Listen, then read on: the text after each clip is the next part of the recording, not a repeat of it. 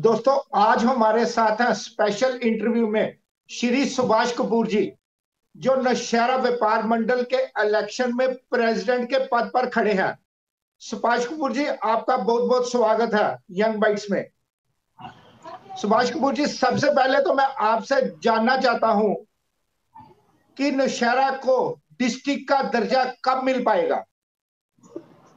Sir, सबसे पहले तो मैं आपके चैनल जंग बाइट का निहायत ही शुक्रगुजार हूं कि आपने मुझे ये मौका दिया। तो जहां तक डिस्ट्रिक्ट का आपने सवाल किया, तो मैं कई बार कह चुका हूं कि भाई, तो डिस्ट्रिक्ट का स्ट्रगल हमने की थी, दिलो जान से की थी और नौशहरा के हित के लिए की थी। और 48 दिन जो है वो अपने व्यापार को, मेरे छोटे छोटे दुकानदार भाई, रेहड़ी वालों ने, किराने वालों ने, सब्जी वालों ने, सब ने हमारी एक आवाज पर, व्यापार मंडल की आवाज पर अपने कारोबार को बंद रखा। और मुझे पूरा यकीन है कि भाई हमें जो है वो डिस्ट्रिक्ट का दर्जा, ठीक है उस वक्त नहीं मिला, पर एक बात पक्की है कि जिस तरह रियासी में 84 दिन बंद रह के उन्हें 6-7 साल बाद डिस्ट्रिक्ट का दर्जा मिला, और मुझे भी ये पूरी उम्मीद है कि भाई नौशहरा को जो है डिस्ट्रिक्ट का दर्जा जरूर मिलेगा। सुभाष जी, डिस्ट्रिक्ट का दर्जा दिलाने के लिए आगे भी 48 डेज, कम से कम 48 डे का सत्याग्रह किया गया है। फिर सरकार की तरफ से क्या मिला आपको? सर, जहां तक सरकार की तरफ से मिला है वो तो मैं ना के बराबरी कहूंगा कि एडीसी की पोस्ट हमें मिली। बहुत आश्वासन दिए गए कि हमें एडीडीसी की पोस्ट मिलेगी, और हमें सुंदरबनी जो कि 1980 में तहसील बनी, कालाकोट जो 82 में तहसील बनी, जो कि एक इसी नौशहरा कॉन्स्टिट्यूंसी का हिस्सा थे, उनको भी बीच में ला खड़ा किया गया। और नौशहरा जो कि 47 से पहले, 47 के जब बंटवारा हुआ तो उस वक्त ये तहसील हमारी नौशहरा की बनी। हिसाब गालों के 1937 का जो है म्युनिसिपल कमेटी, जो कि उस वक्त टोन एरिया कमेटी होती थी, 1937 की महाराजा के टाइम की यहाँ पर म्युनिसिपलिटी थी। और बस हम समझते थे कि एरिया के हिसाब से, जैसा कि हमारे ऑफिस हैं यहाँ पर, कोई ऐसा ऑफिस नहीं है जिसका यहाँ पर काम नहीं चल रहा, चाहे इरिगेशन है, पीडब्ल्यूडी है, पीएचई है, अपना फॉरेस्ट का है, डिप्टी सीईओ की पोस्ट यहाँ पर है। तो मेरा यही कहने का था कि भाई इतना कुछ हमारे पास है। डाक बंगला जो है वो एक हिस्टोरिकल महाराजे के टाइम का बना हुआ डाक बंगला है हमारे पास।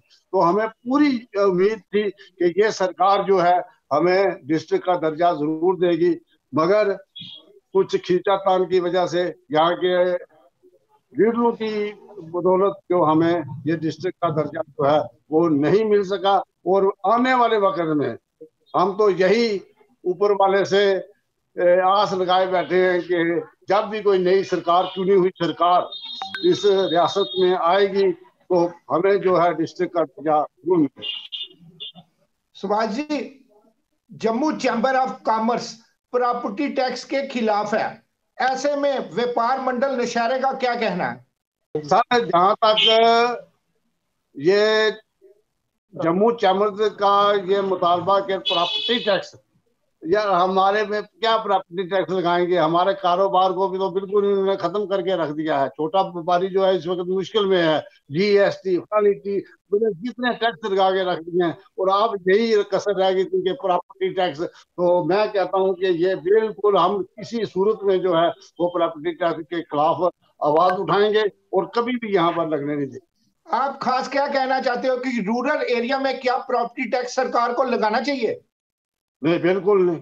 रूरल एरिया में क्या है, यहाँ पर कितने लोगों को तो खाने की मुश्किल है। पहले तो हमारे एरिया में, रूरल एरिया में थे कि भाई बच्चे फौज में जाते थे, और अब तो फौज का सवाल ही नहीं। जो बच्चे रिटायर आ रहे हैं और उनके जो बच्चे हैं आगे, वो बिल्कुल बेकार हैं, दुकानें ही डाल रहे हैं। तो वो दुकानों का कितना काम हो सकता है? तो मेरे ख्याल में प्रॉपर्टी टैक्स की तो नाम की ये तो एक इस तरह है कि वोट डालने वाली बात है, और ये कि कभी भी कोई भी बर्दाश्त नहीं करेगा ये।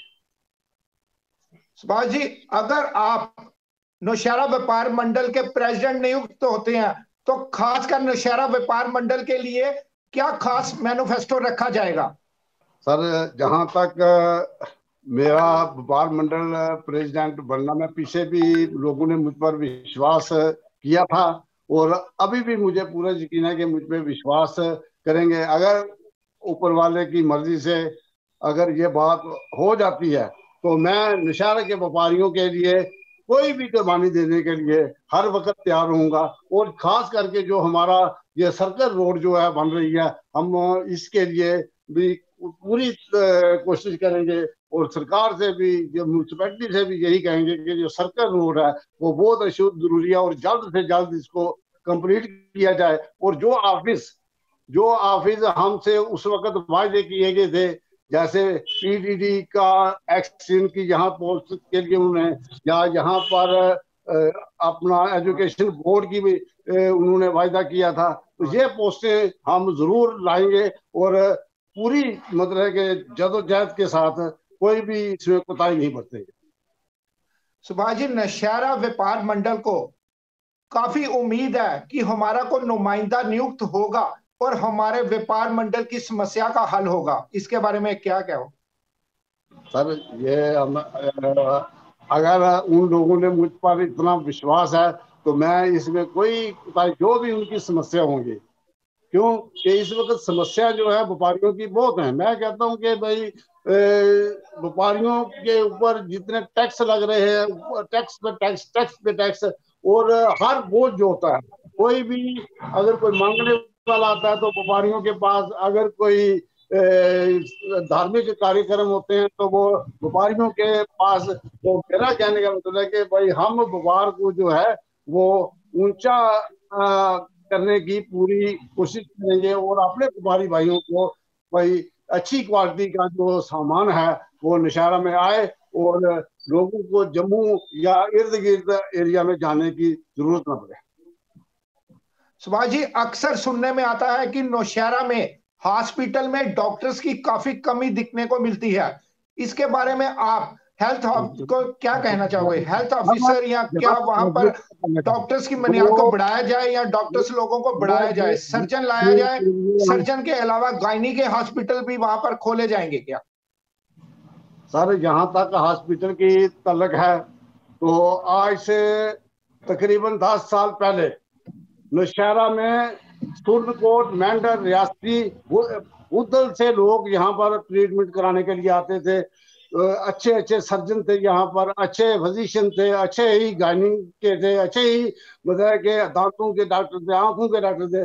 पर आज मुझे बड़े अफसोस के साथ ये कहना पड़ता है कि भाई यहाँ पर एक सर्जन की, क्यों कि हमारा जो एरिया है आए दिन यहाँ पर एक्सीडेंट होते रहते हैं और यहाँ पर सर्जन की पोस्ट जो है वो तकरीबन 4 साल से 5 साल से खाली पड़ी हुई है। और हमने पूरी दुआई लगाई डिस्ट्रिक्ट एडमिनिस्ट्रेशन से। सुभाष जी, अक्सर देखा गया है कि यहाँ के पेशेंट रजौरी में रेफर किए जाते हैं। क्यों यहाँ पर अल्ट्रासाउंड मशीन, एमआरआई मशीन, ये मशीनें कोई भी नहीं है क्या? सर जहां तक अल्ट्रासाउंड का तल्लक है और मशीनें नई भी आई हैं यहाँ पर, और मैं ये नहीं कहूँगा कि भाई कुछ नहीं है, अल्ट्रासाउंड भी हो रहा है यहाँ पर और एक्सरे की मशीनें भी लगी हुई हैं।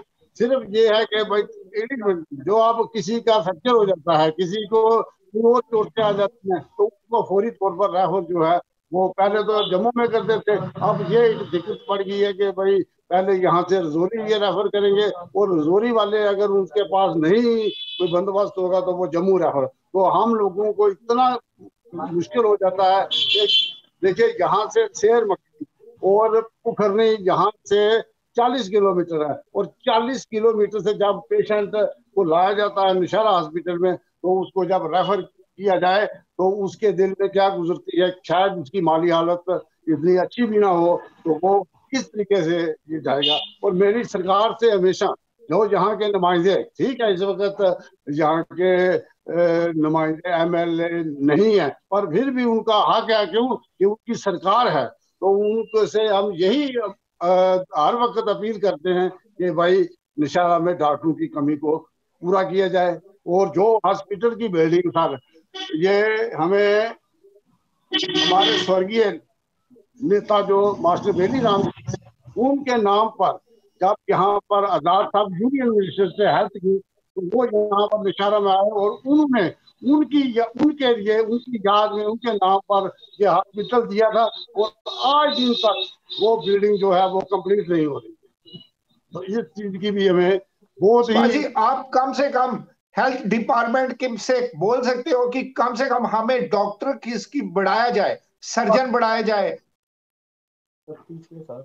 बस सर हम यही करते हैं कि भाई ठीक है, दवाइयां तो हॉस्पिटल में पूरी नहीं मिलती, पर चलो जो कुछ मिलता है, पर उसके अलावा डॉक्टरों का होना जो है वो बहुत ही जरूरी है। बच्चों का डॉक्टर और इसका सर्जन जो है, ये पोस्टें बहुत ही जरूरी हैं। और हम उम्मीद करेंगे कि आपके चैनल से जो ये हमारी आवाज है ये सरकार तक, एलजी साहब तक पहुंचेगी और वो जरूर निशारा में जो है सर्जन की और बच्चे के डॉक्टर की जो है कमी को पूरा करें।